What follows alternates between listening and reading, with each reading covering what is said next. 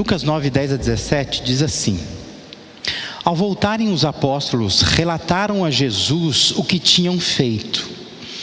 Então ele os tomou consigo e retiraram-se para uma cidade chamada Betsaida. Mas as multidões ficaram sabendo e os seguiram. Ele as acolheu e falava-lhes acerca do reino de Deus e curava os que precisavam de cura.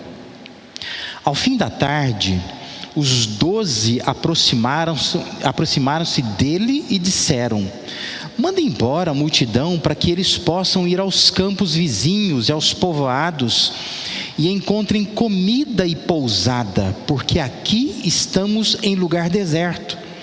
Ele, porém, respondeu: Dê-lhe vocês algo para comer.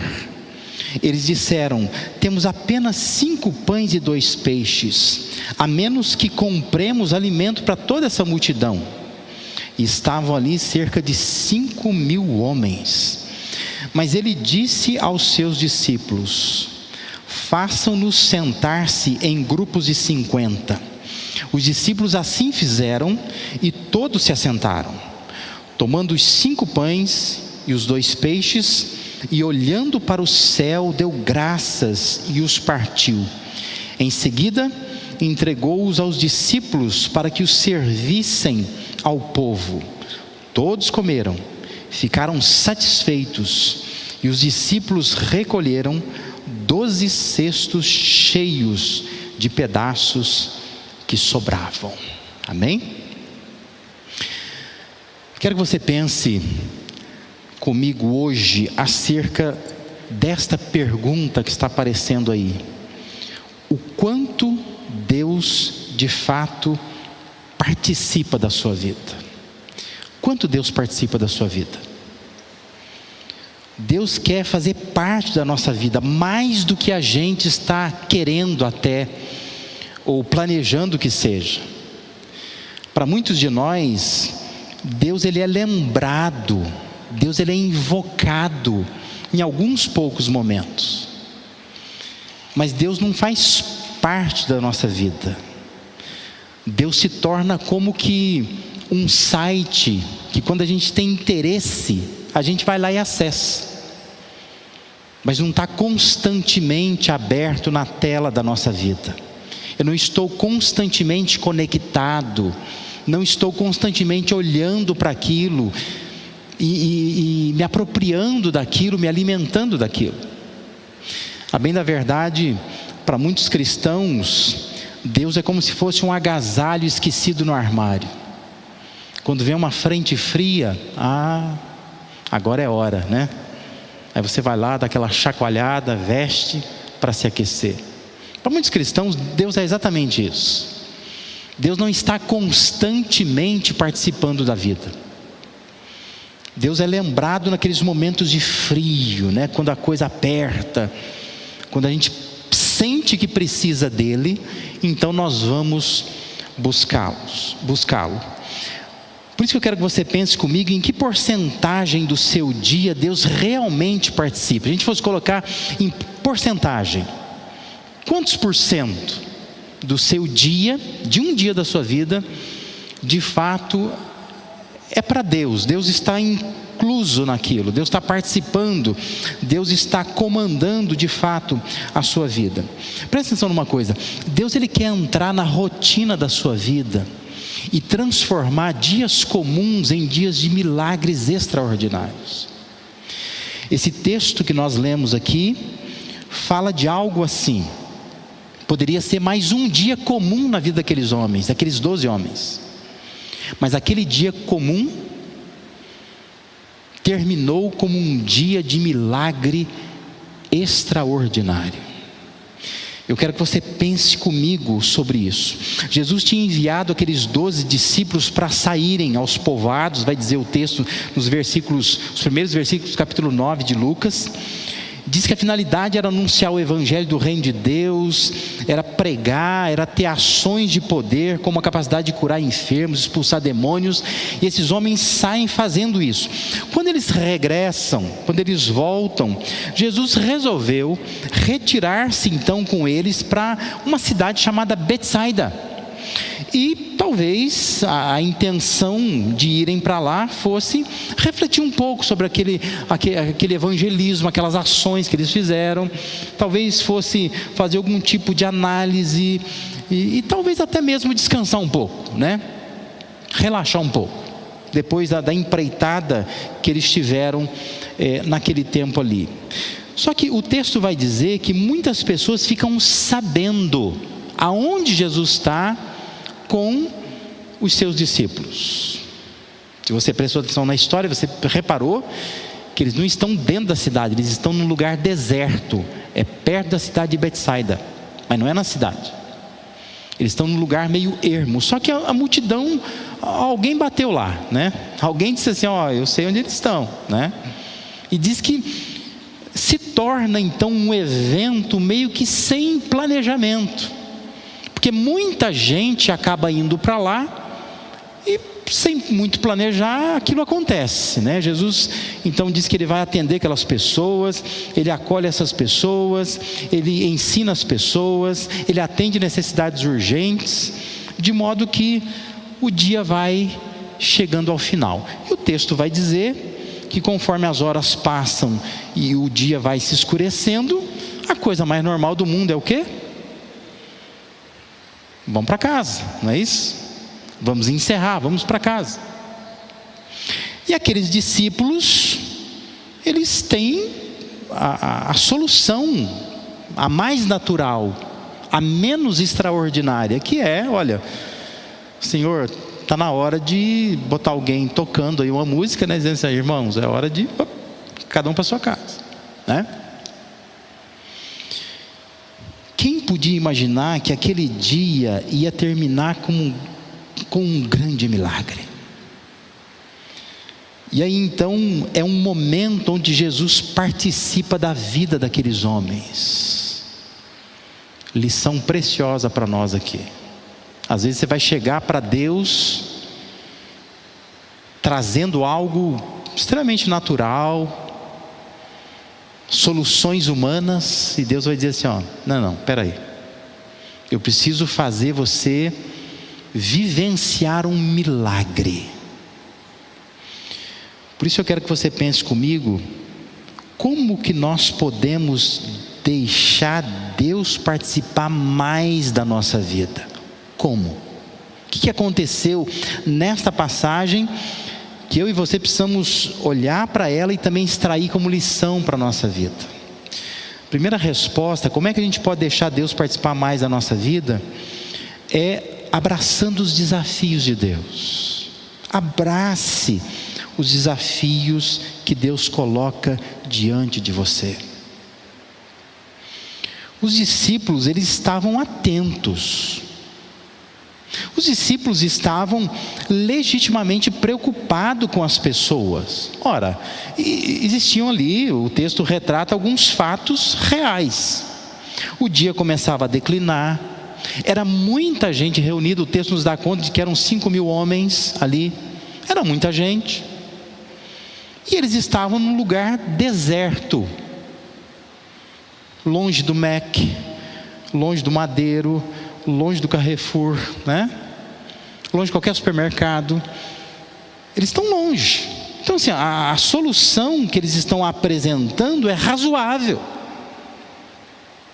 Vamos encerrar o evento e cada um pode dar o seu jeito e se alimentar e se hospedar. Isso aí. Eu acho que se Jesus dissesse isso, ninguém ia estranhar. Ia dizer assim, tá certo, ok. Mas veja que, versículo 13, a reação de Jesus é: ele, porém, lhes disse: dai-lhes vós mesmos de comer. Os discípulos chegaram com um fato para Jesus: está escurecendo, tem muita gente aqui, nós não temos comida para esse povo todo. Portanto, despede as multidões. Jesus diz assim: alimenta vocês eles. Olha o desafio que Jesus coloca para esses homens, e eles vão abraçar esse desafio. Por isso que, se você quer que Deus participe mais da sua vida, você precisa abraçar os desafios que Deus coloca. Porque vez por outra nós estamos fugindo desses desafios, não é? Nós temos soluções muito naturais, muito ordinárias no sentido positivo da palavra, né? Muito da ordem, da rotina, do comum da vida. E Deus, Ele vai nos colocar diante de desafios e dizer: olha, precisamos fazer algo extraordinário, algo um pouco fora do normal, que vá para além da capacidade humana. Isso nos faz lembrar Isaías 55, versos 8 e 9. Quando lá em Isaías diz: porque os meus pensamentos não são os vossos pensamentos, nem os vossos caminhos os meus caminhos, diz o Senhor. Porque assim como os céus são mais altos do que a terra, assim são os meus caminhos mais altos do que os vossos caminhos, e os meus pensamentos mais altos que os vossos pensamentos. Percebe o que aconteceu? Os discípulos chegam neste nível, não é?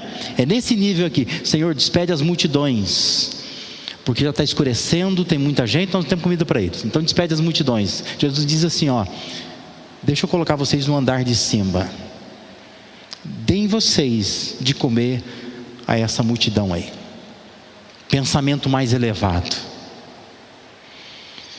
Quando eu e você admitimos que o pensamento de Deus é extraordinariamente diferente do nosso, mais elevado que o nosso, dias comuns vão se tornar dias de milagres. Amém? Porque você sai da ordem comum das coisas e você começa a viver no nível de Deus, no pensamento de Deus, no caminho de Deus. A sua estrada é aqui, neste nível. Deus está dizendo: o meu caminho é um pouco mais alto, é no andar de cima. Você precisa aprender a andar aqui, e para andar aqui você tem que abraçar os desafios que Deus coloca na sua vida. Porque muitas vezes nós fugimos deles, né? Talvez a gente estivesse lá e dizia: Senhor, viajou, né? O Senhor está viajando. Não há o que fazer, né? Ignora o que Ele falou. Vai lá, fala para o pessoal: gente, já deu, né? Bora. Cada um toma o seu rumo. Vai comer onde quiser, porque aqui não tem comida para todo mundo não, né? Informa o pessoal vaza, como a gente diz, né? Mas eles abraçaram esse desafio. Estamos aqui, Deus nos quer aqui, vamos abraçar isso. Se você quer que dias comuns se transformem em dias extraordinários, comece a abraçar os desafios que Deus tem para a sua vida. Uma segunda resposta: como deixar Deus participar mais de sua vida? Apresente o que você tem a Deus, coloca isso diante de Deus. Olha o que acontece no texto. O texto, versículo 13 e 14, vão dizer assim: ó, responderam eles: não temos mais que 5 pães e 2 peixes, salvo se nós mesmos formos comprar comida para todo esse povo, porque estavam ali cerca de 5.000 homens. Então disse aos seus discípulos: fazei-os sentar-se em grupos de 50. O que eles tinham para oferecer? Pouquíssima coisa, não é? 5 pães, 2 peixes. No entanto, a matemática divina é diferente da nossa. Porque a matemática humana, você pega 5 pães e 2 peixes, você faz uma conta, faz 5.000 e tal, né? Não dá, né? É impossível. Nem que você tire uma quirela assim, né? Mas não dá, não tem como. É impossível. Não eram 5 tubarões, né? Eram 5 peixes, né? Eu não sei qual o tamanho do peixe. Talvez não fosse um peixe tão pequeno, um peixe um pouco maior. Mas são 5 peixes. É pouca coisa. Os elementos são poucos, né? Não há muito o que fazer, né? Aliás, são 2 peixes, né? São 5 pães, né? Estou confundindo os números aqui, né? São 5 pães e 2 peixes, né? Mas são pouca coisa o que eles têm para oferecer. Mas Deus não precisa de muito para fazer algo extraordinário. A gente precisa aprender isso. Deus, lembra que lá em Romanos 4,17, Paulo vai dizer que Deus é aquele que chama à existência coisa que não existe. Deus tem um poder extraordinário. Deus criou o mundo do nada. O que Deus quer é que a gente apresente diante dele o que nós temos.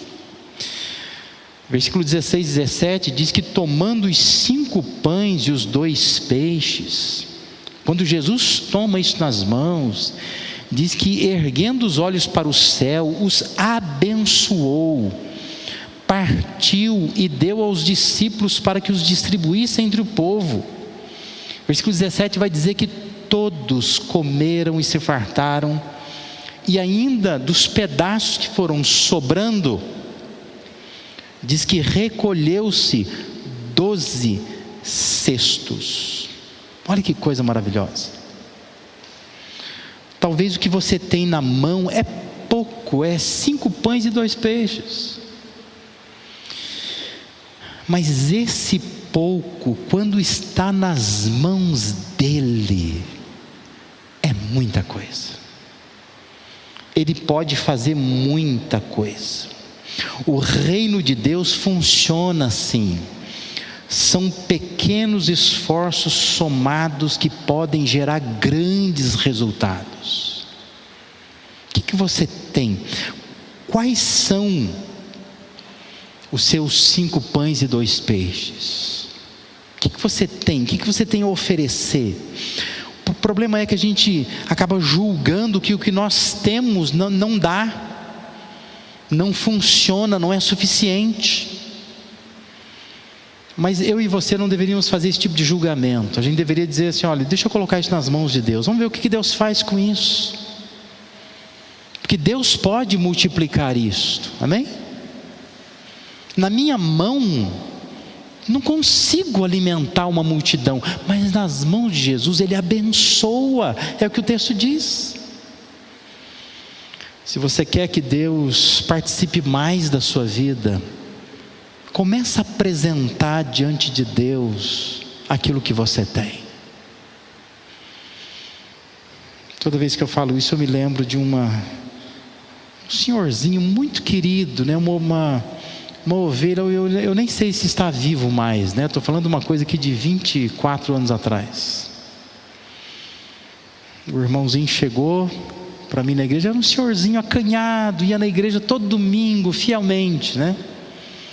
E ele chegou para mim e disse assim: pastor, eu fico vendo esse pessoal tocando instrumento, cantando na igreja, gente ensinando, eu não sei fazer nada disto. Mas eu sou um eletricista aposentado, e eu queria saber assim, se eu poderia mexer com as lâmpadas, porque às vezes eu vejo que tem uma lâmpada queimada, eu fico pensando, será que eu posso mexer naquilo ali? Porque eu poderia ajudar. E meus irmãos, aquele irmãozinho se tornou uma bênção, porque ele era o irmão da manutenção da igreja, ele estava lá, podia ligar para ele que ele estava lá, apresentando diante de Deus o pouquinho que ele tinha. Às vezes até um serviço que as pessoas nem notassem muito, não é? Mas para quem cuidava do templo, do espaço, da escola que a gente tinha, aquilo era precioso. Tudo arrumadinho, fio passadinho, nada fora do lugar, lâmpadas acesas bonitinhas, porque tinha um irmão que tinha só 5 pães e 2 peixes e colocou nas mãos de Deus, e Deus foi abençoando aquilo ali. O que você tem na mão? Apresenta isso para Deus. Não fique esperando ter mais, não fique esperando estudar mais, não fique esperando conseguir mais para então fazer alguma coisa. Se você quer que dias comuns se transformem em dias de milagres, você precisa apresentar o pouco que você tem nas mãos de Deus. Em terceiro lugar, como deixar Deus participar mais da sua vida? Atenda às orientações que Deus dá. Reparou que ficou um versículo aqui no texto que a gente nem tocou nele. Versículo 15 diz assim: eles atenderam, acomodando a todos. Atenderam o quê? O que Jesus falou. Porque eles dizem assim: Senhor, a gente só tem isso aqui, mas colocou na mão dele. Jesus abençoou, orou e disse assim: olha, fala para esse pessoal sentar em grupos de 50. E o versículo 15 é uma resposta ao que Jesus mandou. Eles atenderam, acomodando a todos. São poucas palavras no versículo, mas essas poucas palavras descrevem muita coisa, porque essas poucas palavras descrevem a obediência total daqueles homens. Eles não tinham noção o que vai acontecer. Nós só temos 5 pães e 2 peixes. Mas Jesus diz assim: ó, separa esse pessoal em grupos de 50, pede para sentar. O texto diz: eles atenderam, acomodando a todos. Eles queriam dar inicialmente uma solução comum.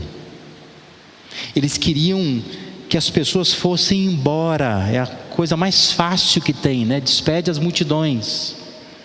Eles achavam que aquilo que eles tinham em mãos era suficiente apenas para eles, para sustentar os 12 ali com Jesus. Todavia Jesus disse a eles para dar de comer àquela multidão. Eles apresentaram o que tinham e Jesus orientou esses homens: olha, divide em grupo, põe todo mundo sentado. O texto diz: eles atenderam. O resultado foi um grande milagre que gerou ainda um saldo final. Além de pessoas acolhidas, alimentadas, foram 12 cestos de sobras, sem contar a incalculável experiência que eles estavam passando ali. Você já pensou?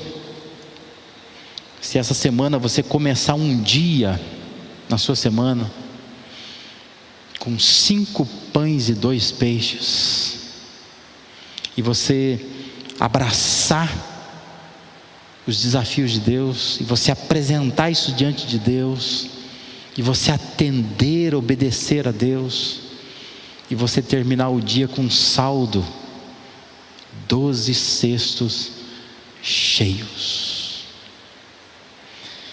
Da onde veio isto? Da mão de Jesus. Quando o pouco que você tem passa pelas mãos dele, e você deixou lá porque você obedeceu a tudo que ele diz, o saldo é este: um grande milagre. Um dia comum encerra com algo extraordinário. Ouvi outro dia alguém dizendo, e já vou pedir perdão, porque eu não sei quem disse, eu não me lembro. Se me lembrasse eu citaria. E se quem citou está assistindo o culto online, por favor coloque aí: fui eu que falei isso, né? Porque eu não me lembro. Mas eu ouvi alguém dizendo mais ou menos assim: quando você olha para trás e consegue explicar tudo o que houve na sua vida, Deus deve ter participado pouco. Se você olha para trás, você consegue explicar tudo que você tem, tudo que você fez, tudo que já ocorreu na sua vida, é porque Deus deve ter participado pouco. Se aqueles discípulos, encerrando aquele dia, pudessem olhar e dizer: não, nós sabemos o que aconteceu, né? Que poderia ser assim, né? Não, a gente sabe o que aconteceu. A gente sabe. A gente tinha 5 pães e 2 peixes. A gente fez uma conta, viu que não ia dar, então nós designamos alguns que foram até o supermercado, comprou, nós fizemos uma conta certinha, tinha um lanche para cada um, alimentamos todo mundo foi embora para casa. Conseguiu explicar tudo? Então Jesus não participou. Mas quando eles olham e dizem assim: o que aconteceu? Eu fico imaginando os discípulos conversando, né? O que aconteceu? Não era 5 pães e 2 peixes? Como é que... Ficar recolhendo, sabe, pedaços, botar no cesto, 12 cestos. Alguém entendeu o que aconteceu? Talvez um olhando para o outro e falando: não entendi o que aconteceu. Não sei o que aconteceu. Quando você olha para trás e você consegue explicar tudo o que aconteceu, é porque Deus participou pouco. Mas quando você olha para trás na sua vida, você diz: eu não entendo como que aconteceu. As contas não batem, não faz muito sentido. É porque provavelmente Deus entrou aí e Deus fez algo extraordinário na sua vida. Amém?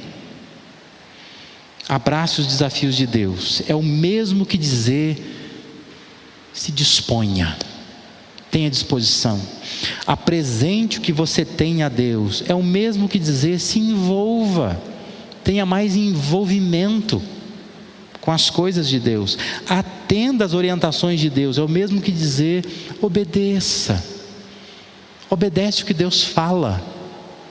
Quando você faz assim, Deus participa muito mais da sua vida. Você vai olhar para trás e vai dizer: eu não sei explicar, mas eu consigo ver a mão de Deus transformando dias comuns em dias de milagres.